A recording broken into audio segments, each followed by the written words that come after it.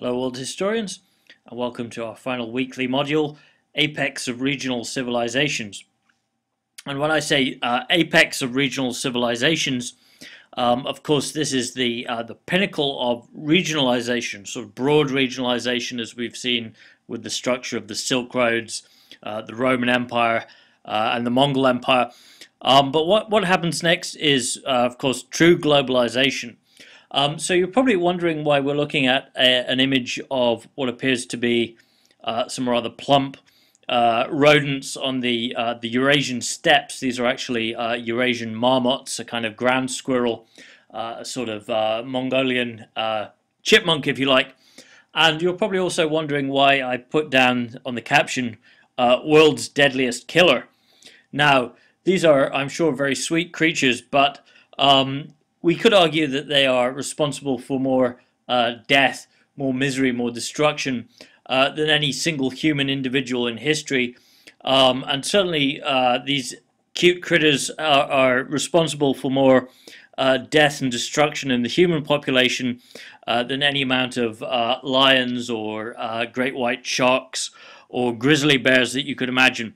And the reason for this, of course, again goes back to environmental history, the importance of unintended consequences, and the fact that these marmots that lined the Silk Road, these burrowing rodents that colonized human habitations, were also the vectors, the carrying agents of the bubonic plague, which became perhaps the deadliest biomedical disaster in world history, certainly before the advent of smallpox in the New World, and may have led to the death of somewhere in the region of 75 to 80 million human beings from Eastern Asia to Europe.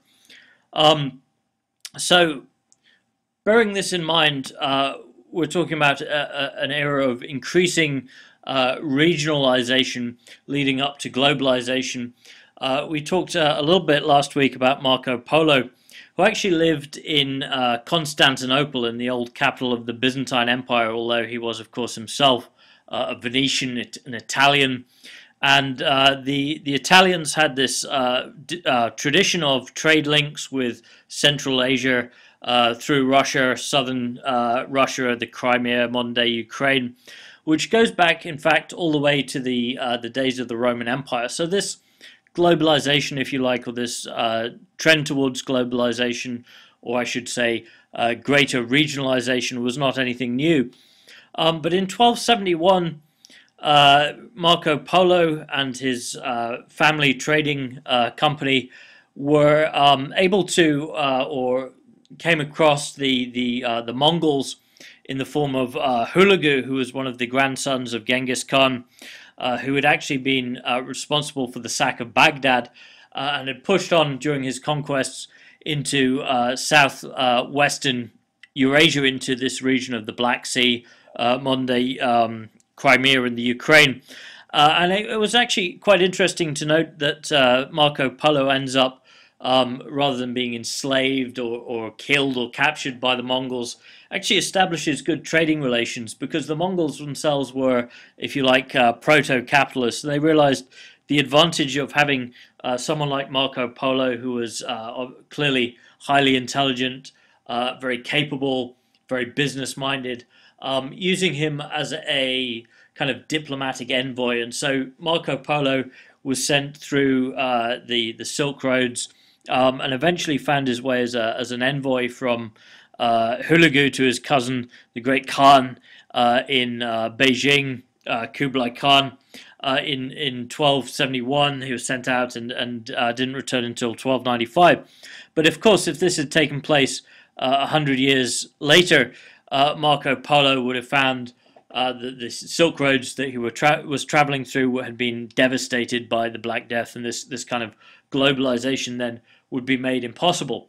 So you might wonder, where is this regional expansion leading towards globalization? And I think the key idea to take away, the key point to focus on, is the fact that the destruction of these traditional, what had become traditional Silk Road overland transit routes, their actual destruction creates this wave of energy, of innovation, which spreads the or shifts rather the power from east to west, from Asia to Europe. And of course, you have these Europeans, most famously exemplified by Christopher Columbus in the 15th century, once they rebuild their society in the wake of the Black Death, starting to look across the ocean rather than across the steppes of Eurasia to establish global trade connections. So this is an important moment. The Black Death then is a great agent of destruction, but it's also a great agent of change, and in some ways not so much for the people who are, of course, killed or bereaved, but those who survive, those who are left to rebuild. We can say that the destruction has a certain, if not creative capacity, then at least a kind of rejuvenating effect. But I want to focus in this podcast on the actual disease itself, the Black Death, this bubonic plague, or as it's known, Yersinia pestis, bacterial infection, although of course modern science, as we've seen, has cast doubt on the simple explanations of this disease. We know that there was a similar disease epidemic which devastated the Byzantine Empire during the 6th century of the Common Era, and which actually affected and infected the Byzantine Emperor of the time, Justinian, who actually survived.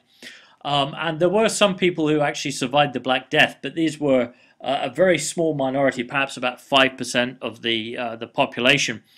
And we know that the disease symptoms were particularly horrific.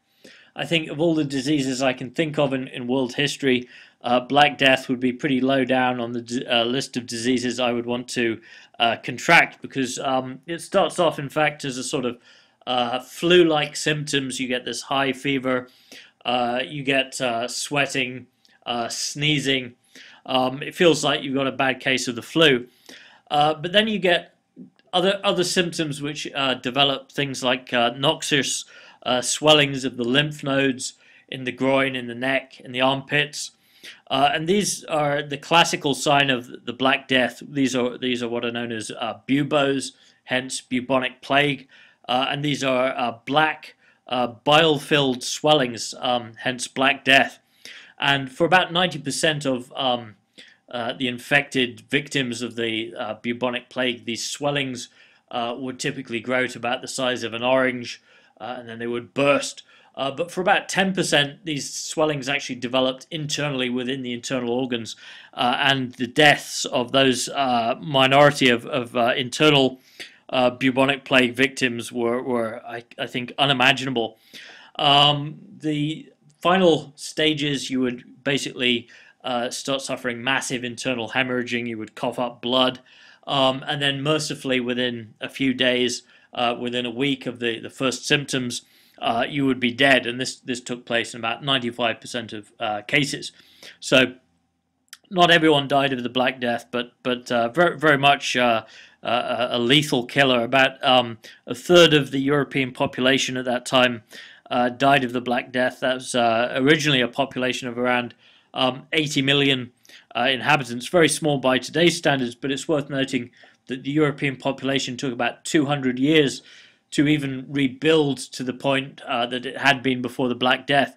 And very similar situation in China, where the population diminishes within the space of a couple of years from the Black Death, from 125 to around 90 million people. Again, this is actually a much larger population than Europe, even at that time. And we have to remember these are estimates, very broad estimates. But it's reckoned that around 75 million people died across the globe due to this horrific disease. So the spread of Black Death was extremely quick then. This is a disease which spreads almost like a sort of bushfire or wildfire, ripping through, burning through the landscape. But its spread is also quite uneven. And modern historians, modern scientists are kind of at a loss to patch together, the spread and the nature of this disease. If you look at this map, for example, it's showing the waves of bubonic plague infection.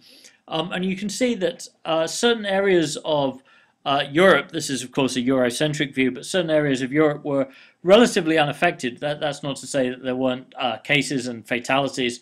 But in Poland, for example, in this region of Central Europe, there seems to have been relatively few incidents of the Black Death. But we know that in other places, such as England, my home country, or the country of my birth, at least 50% of the population of England is believed to have died within 2 years, the space of 2 years. Now, if you can imagine, half of the people you know, your family, your friends, your loved ones, and they're all gone within 2 years. Now, you can imagine the psychological impact, let alone the economic and social impact of this kind of level of mortality. And it tends to be concentrated in certain areas, certain effects. So we see that here a medieval illustration of plague victims, which you can see clearly marked by their buboes, these horrible welts that are developing on their skin. And in this case, they're being blessed, perhaps rather more in hope than expectation, by a Catholic bishop. And this indicates, I think, that many of the church clergy, the clerics, the monks, and particularly village priests who would visit and administer the kind of sacramental last rites to the dying victims of the plague, were disproportionately affected by the Black Death. And you see other professions affected, horrendously, more so even than the general population. So, for example, medical doctors die in droves as a result of this disease. So, if you can imagine, the entire medical profession is more than decimated by this pandemic of the bubonic plague. Urban centers, you can imagine, these are breeding grounds of pestilence, of the kind of vermin, rats, other kind of disease vectors that would be tremendously devastating. And the institutional life of the cities was really shut down by the Black Death. So, for example, universities, markets were closed down as a result simply of the rate of fatality during the bubonic plague. And it's interesting to think about the reaction that people, and I'm using a few European examples here, responded to this terrible catastrophe, that many people believed literally that their world was coming to an end, and this was essentially a kind of divine judgment that had been sent down from heaven to punish earth. And one of the more extreme examples, illustrations of this reaction, was a movement which sprung up almost spontaneously within Europe among European Christians, known as the Flagellant movement. And these were people who would literally, men and women, travel through the countryside stripped down to their waist, and they would actually beat themselves with whips, cut the flesh on their back, and the descriptions of trains of hundreds of these flagellants going from one town to another, their backs drenched with blood. And they did this as a way of atoning for what they saw as the anger, the righteous anger of a God who had come down from heaven to punish them from their sins. And you see, of course, the psychological, trauma of this event reflected in European and, of course, other forms of art. This is the dance of death. In a way, it sort of invokes, I think, the Mexican Dia de los Muertos, the Day of Death. The idea of almost turning this tragedy into a carnival. And you see this even, hundreds of years later, reflected in echoes of almost sort of surrealist art in the Western tradition. This is from a Dutch painter by the name of Hieronymus Bosch, who painted actually several generations after the Black Death, but I think you can still see the trauma and the horror of this global pandemic reflected in the art and in the psychological horror of this moment. So we'll come back and develop this theme in our next video. Thanks very much.